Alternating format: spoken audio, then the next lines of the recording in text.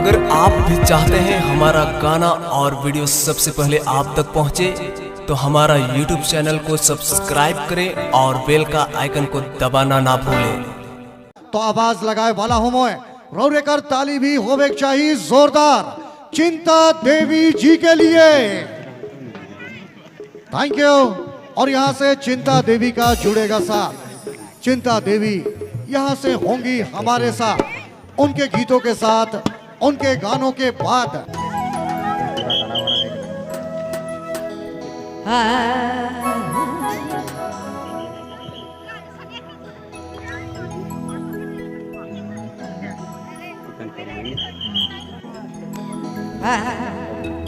तो सबसे पहले तो जते जते दूर से आवल माए बाप और भाई बहन और संग साथी के हमार तरफ से सबके हार्दिक जो है भाई।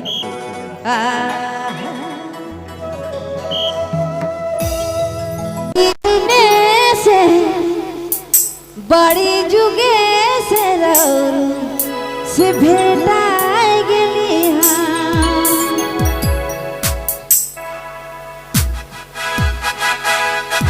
डांसर ग्रुप पीछे जाके नाचेंगे। पीछे हमारे वॉलंटियर ग्रुप वहाँ पीछे जाके नाचेंगे।